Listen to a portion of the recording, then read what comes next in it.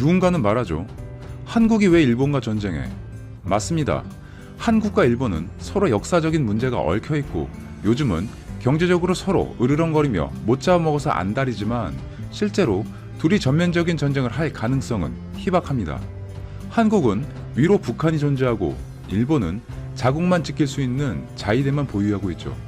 하지만 만약, 진짜 만약 전쟁이 일어난다면 과연 한국과 일본은 누가 최종 승리를 하게 될까요?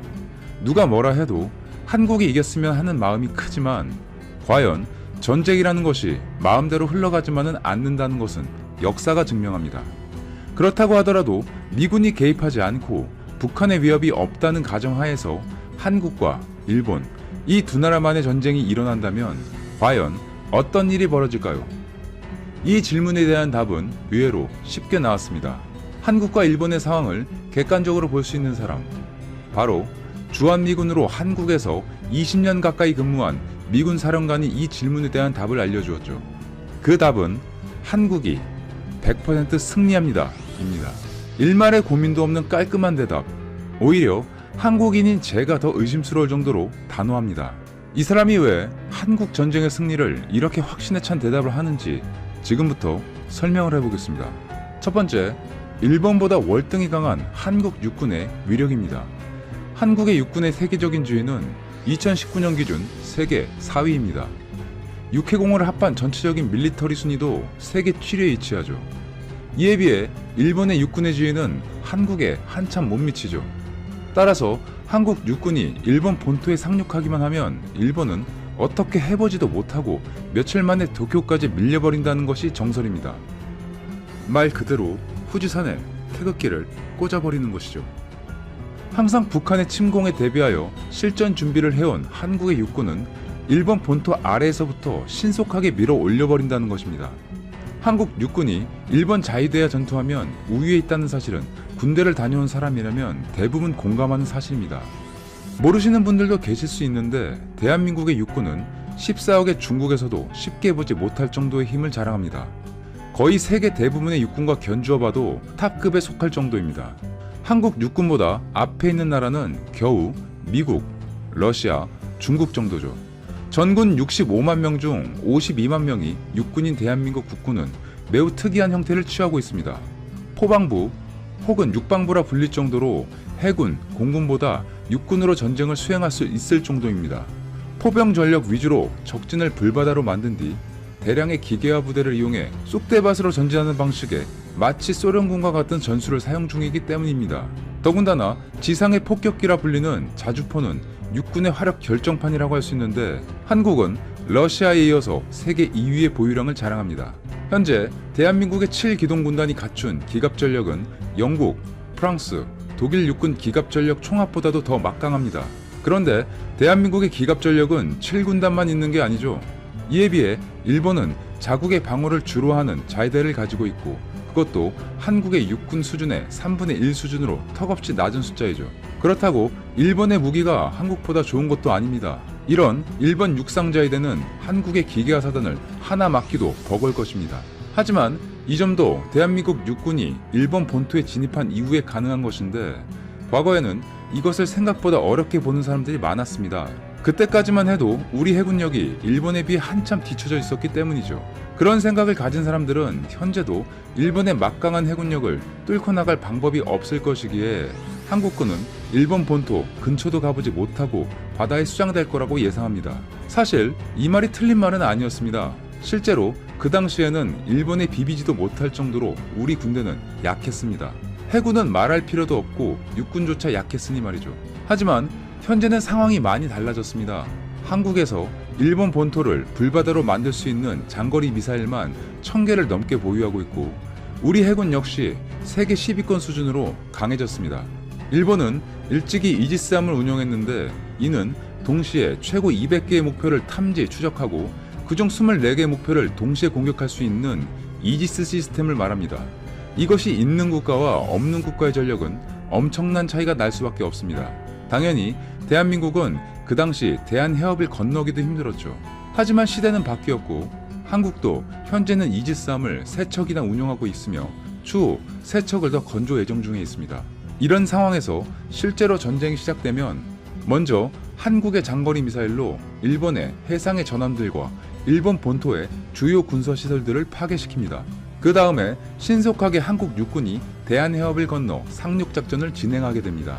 앞서 소개한 주한미군 사령관은 그 상륙군 중 약 70%가 상륙할 것이라고 예측했고, 이 정도만 하더라도 한국이 100% 이길 것으로 본 것입니다.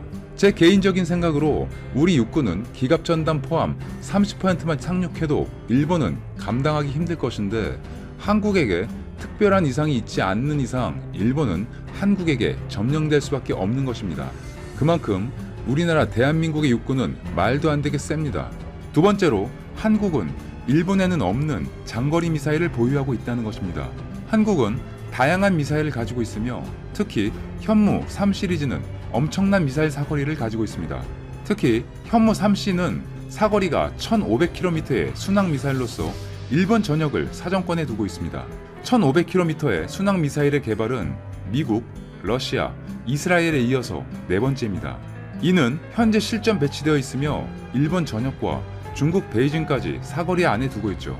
더불어 현재 개발 중인 현무 3D는 사거리가 무려 3000km에 달한다고 합니다. 더불어 정확도 또한 1에서 3m 수준으로 높인 것으로 알려져 있습니다. 이런 현무 시리즈를 2022년까지 약 2000기 이상 전력 무장하는 것이 현재 대한민국의 목표라고 합니다. 그렇다면 대한민국이 장거리 미사일을 쏠 때 일본 자위대는 가만히 있겠냐라고 물을 수 있습니다. 먼저 공격 측면에서 보면 일본은 단거리 미사일은 있지만 장거리 미사일은 없습니다. 따라서 우리 해군에게 큰 타격을 주지 못할 뿐더러 대한민국의 본토는 말할 필요도 없이 피해가 유효한 타격을 주지 못할 것입니다. 방어 측면에서 보더라도 한국의 수많은 미사일이 순식간에 일본 영해 및 영토의 하늘을 날아다니면 그것을 전부 막아낼 수 있는 것은 사실상 불가능합니다. 따라서 아무리 뛰어난 일본의 이지스함이라도 한국의 남단 도시인 부산에서 중장거리 미사일로 충분히 격침이 가능하며, 또한 장거리 미사일은 일본 본토를 공격 가능합니다. 결과적으로 이 같은 상황에서 한국과 일본같이 근접한 경우라면 한국에서 수없이 날아오는 미사일을 일본에서 방어하기란 거의 불가능합니다. 그렇기에 일본은 이를 막아내기도 벅차고 공격은 꿈에도 힘듭니다. 일본은 왜 한국 같은 장거리 미사일을 보유하지 못했을까요?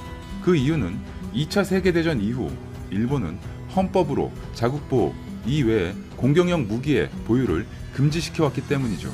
아베가 2019년에 기를 쓰고 헌법을 개정하려 했던 가장 큰 이유가 바로 이것입니다. 대한민국은 멀리서 마구 날릴 수 있지만 일본은 날리기는커녕 막아내기에 급급한 것입니다.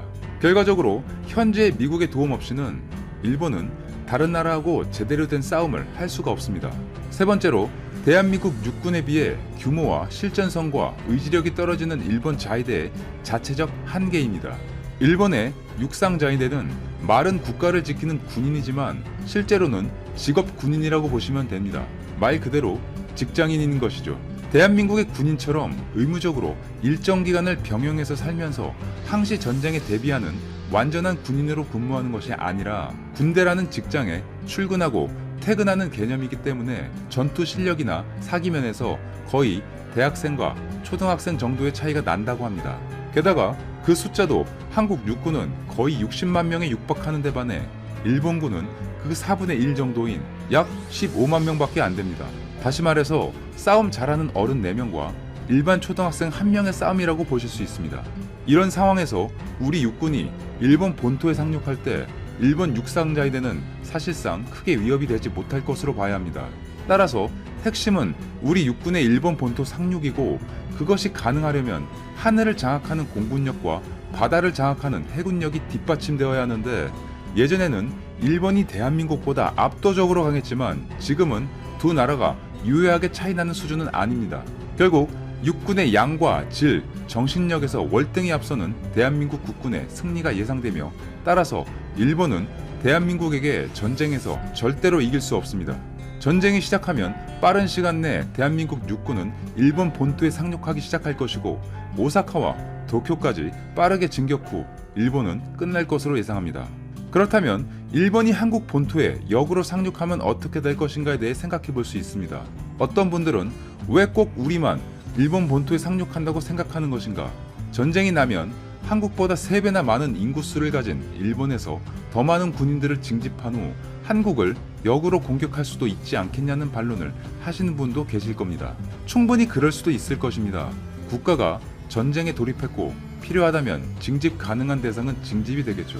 일본 역시 병력이 늘어나는 것은 당연할 겁니다. 문제는 그냥 총만 쏘는 정도로 교육해서 배치하는 것은 쉽겠지만 반복된 훈련을 꾸준히 받은 군사와는 많은 차이가 존재합니다. 이런 상태로 강제 징집된 일본군이 한국 본토에 상륙하게 된다면 그 다음은 어떻게 될까요? 한마디만 거들자면 대한민국 국군의 자비는 없는 그야말로 일방적인 전투가 시작될 겁니다. 일본군은 들어오지 말아야 할 곳을 들어왔고 일본 본토로 돌아가고 싶은 생각만 들 것입니다.